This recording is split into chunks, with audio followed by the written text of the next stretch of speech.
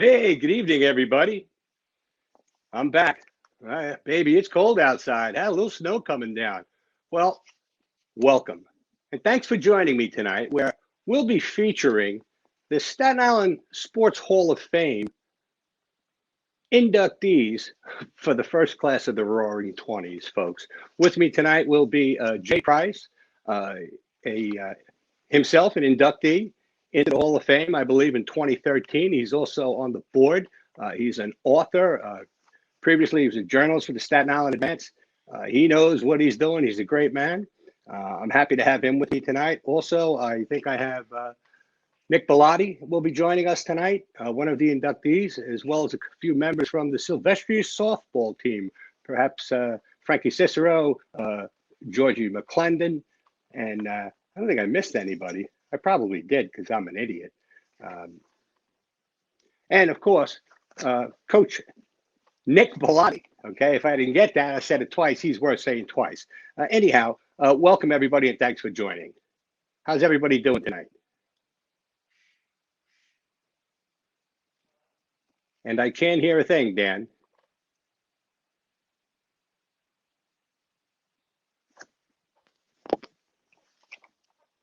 I am, whether you guys can hear me is a different story. I think I'm coming alive. Am I alive? Am I on? I'm having a little difficulty here. I can hear you. Oh, okay. And Nick looks like he's rubbing it in. I'm sitting here in a sweatshirt hoping the house doesn't blow away, and Nick's wearing his Panama hat.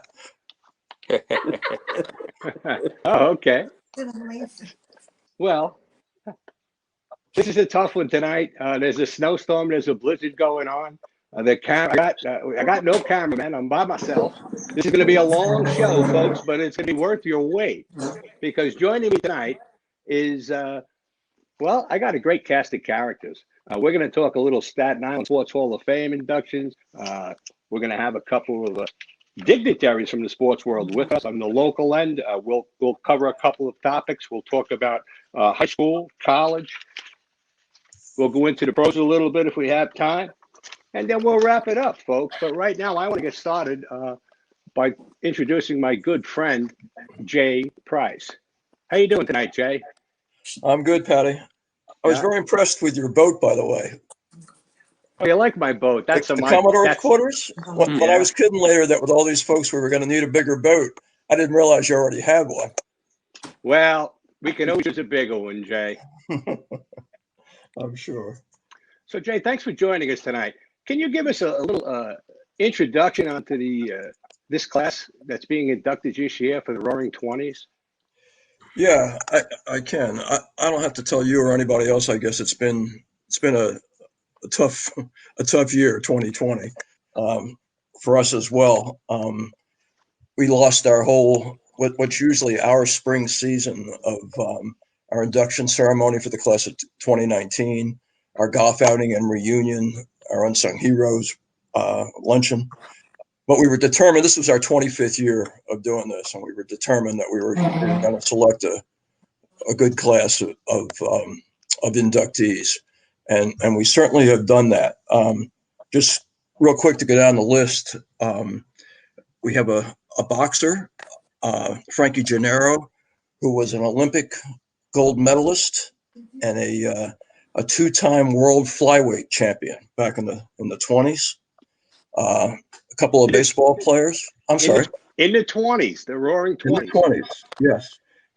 And when I said Olympics, he was the 1920 Olympic flyweight champion, and he is the only Staten Islander to have ever won an individual gold medal in the Olympics. Wow, that's fantastic. Well, we've had one relay winner, but never an individual. Right. We have a couple of baseball pitchers. Richie Scheid, who pitched 3 years in the big leagues for the Marlins and the Astros after being a star at Tottenville and at Seton Hall, and was on the 1985 national team, Team USA. And Jack Hurley, who was a baseball and basketball star at Port Richmond High School. Nick probably remembers pretty well. who was headed for the major leagues when he had a rotator cuff injury that kind of knocked him out of the box, but was one of those That's what guys. happened to me, Jay. That's what they all say, Patty. But in his case, it was true. One quick story, just to kind of tell you where he was, is we have a fellow on the Hall of Fame committee who grew up on the west side of Manhattan and went to high school at the High School of Printing, which I'm sure most people don't even know exists. But they happened to play Port Richmond when Jack was pitching. Mm-hmm. And Danny was a legend among his teammates because he was the only guy on their team that day who made contact with the ball. He had a foul ball. That was the best they did off Jack Hurley that day. Wow. So that kind of tells you what kind of pitcher he was. We have a couple of great coaches, of course. Nick, who is with us here tonight, and I'm sure we'll talk some more about, but coached high school baseball, basketball, soccer, football. Hope I didn't forget anybody.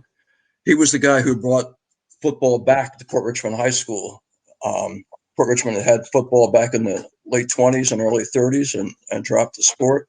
Nick brought it back and not only put a team on the field, but wound up winning a couple of Staten Island public school championships, had a run of great players. As an administrator, he was the guy who put Staten Island Tech on the map as one of the city's academic jewels, I guess you would say, when it was a struggling operation until he got there.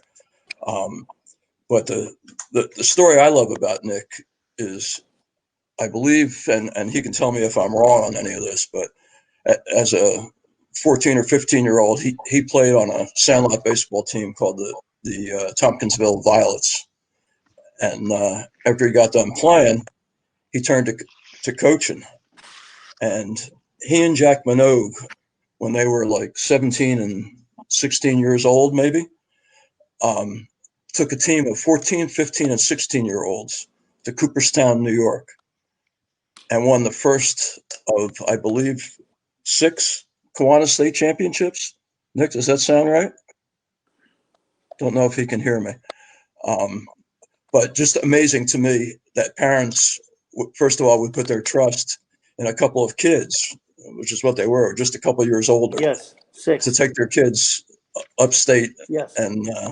And play in a baseball tournament,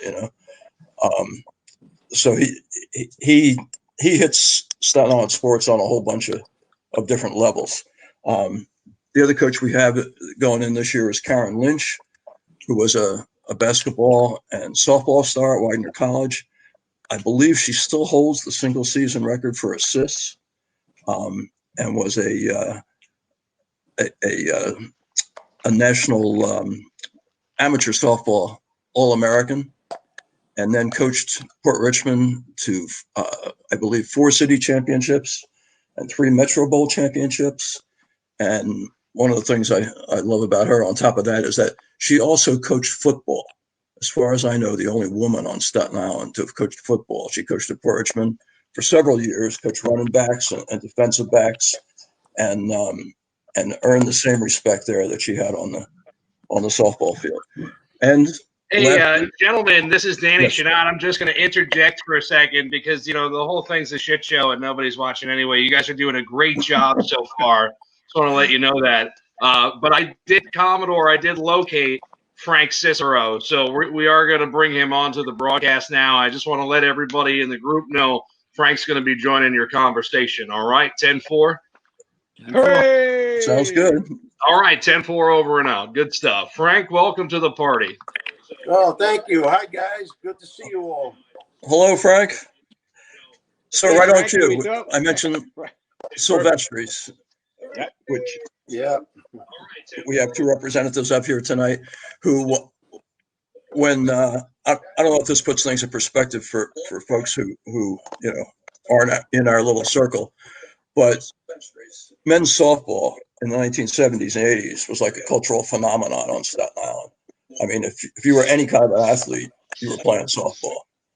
And these guys during that stretch wound up winning 3 national championships. They are one of the very few. We have a few teams that we've inducted into our Hall of Fame, and they've all like won the highest thing that they were eligible to play in. When I say that, like Widener College won a Division III national championship. They're in there. The 1964 Mid-Island Little League World Series champions. The St. Peter's basketball team, which was the only boys basketball, high school basketball team on Staten Island to ever win a city championship, Catholic or public, and now Silvestris is going in, joining that crowd. That's quite a remarkable group of individuals and one hell of a team that you have going in there, Jay. I remember back in 1975 when Silvestri was on a roll. I was a young buck, and these guys, well, they were a little bit older than me, and that was one hell of a crowd. I always wondered later in life what it would be like to be in a bar with those guys on Forest Avenue back in the day. But first and foremost, Jay, that was a wonderful introduction of most of those represented here tonight. I apologize to those who I was not able to reach in time for tonight's broadcast. I will get you again. I promise I will hunt you down. I spent my day doing this, and it's so good to see some of these familiar faces out there. If I could just say, Georgie McClendon was probably one of the best pitchers I've ever seen, I've ever faced, and I've ever had the pleasure of playing with as I got a little bit older, Georgie. How are you, George? Not bad. How you doing? Doing well. Do you have any stories about that Silvestris that you remember? I mean, I hear Frank Cicero was quite the historian, but is there anything particular that comes to your mind, George? Well, I don't know. I guess I can remember going out there. It's going to be our first big trip to anything that was big. We were playing some of the best teams in the country. We didn't know how we were going to make out. I guess we were scared, But we got out there, we played, and we played together.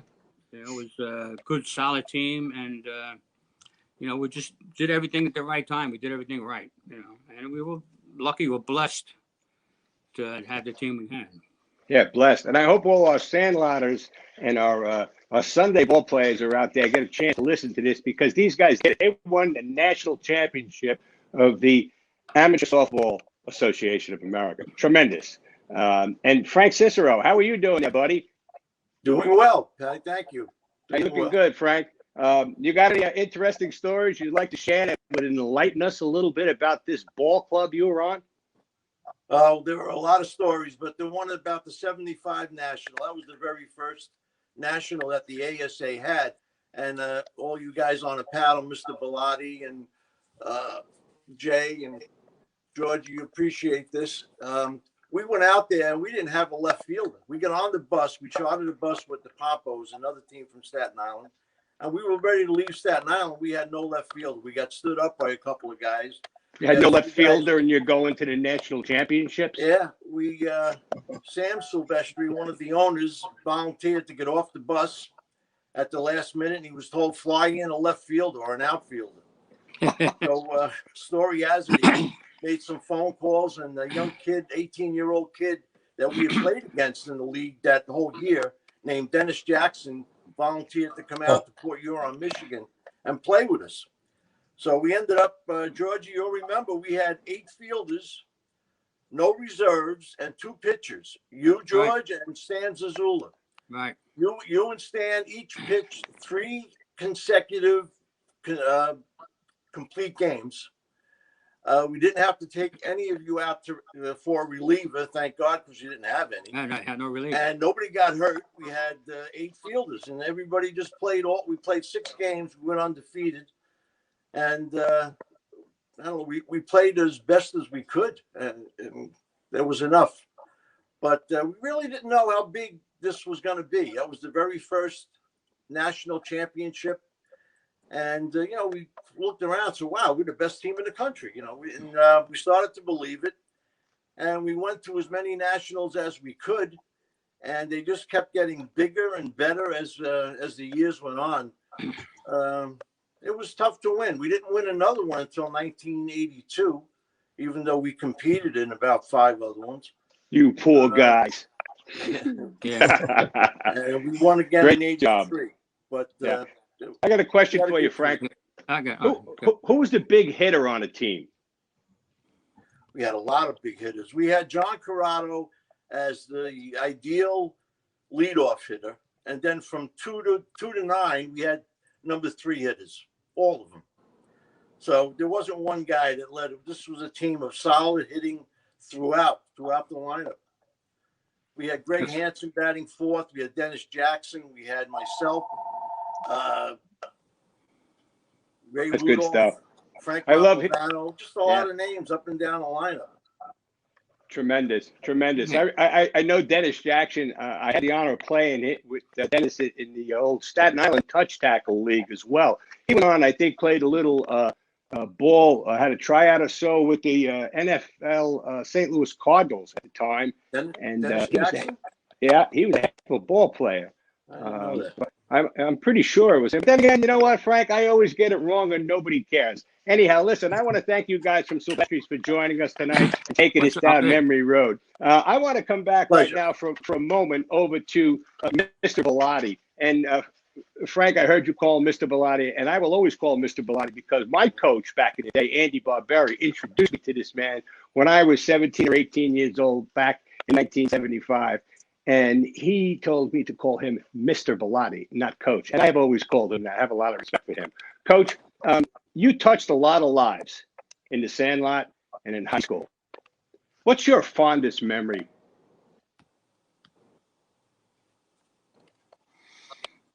I don't think he's hearing you. Mr. Bellotti, Coach Bellotti, can you hear me? Well, he seems to have lost his sound for a moment. I don't think he's heard you all this time. Really? Well, there were quite a few of them. It's hard to pinpoint it down to one, but well, that's unfortunate. If we could tell him that we can't hear you, okay? Can't hear you, Nick.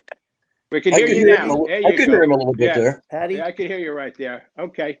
Yeah, you got to speak loud, Coach. I had asked you what's one of your fondest memories. Okay.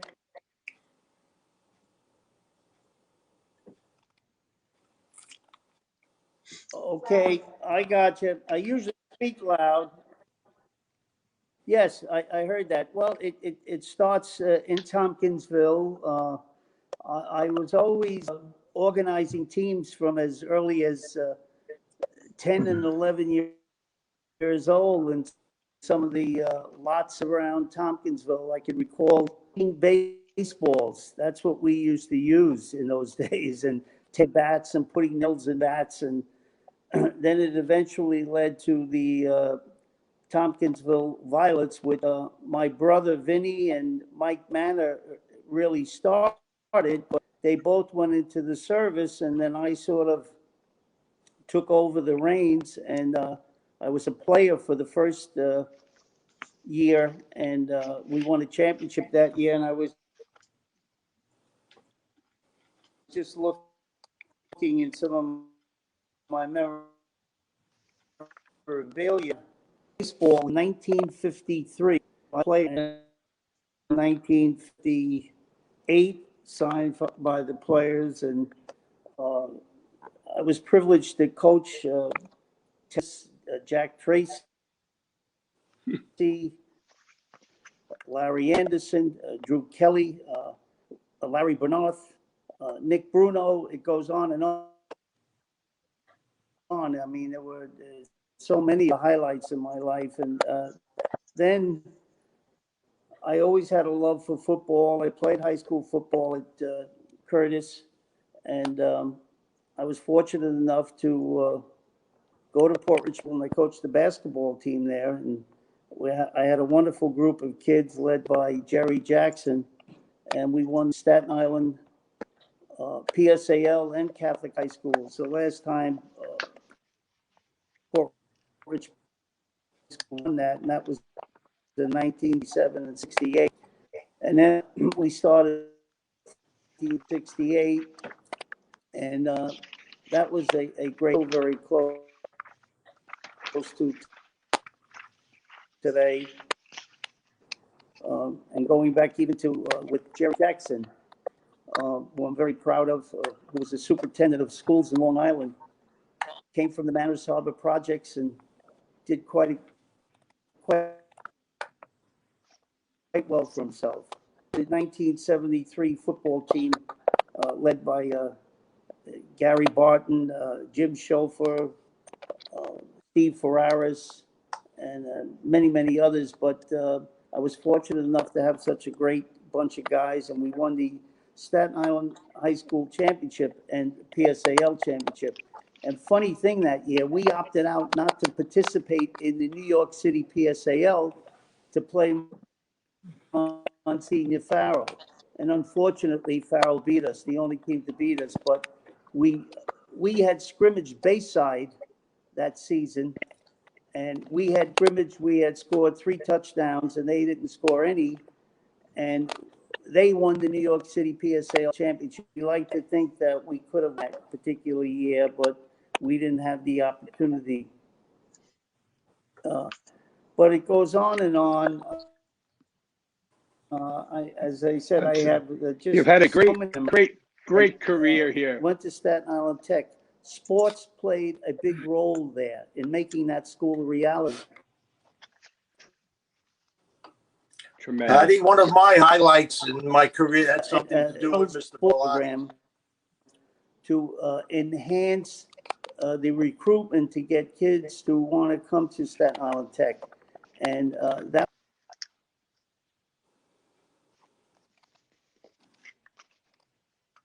What is that, Frank? I think video was Frank, off. I thought you Pat, were can I say saying something about Mr. Bellagio? Yeah, go ahead, Frank. I like to think that Staten Island Tech became a reality in many respects because of the sports community on Staten Island. The many contacts I had, Jay Price included,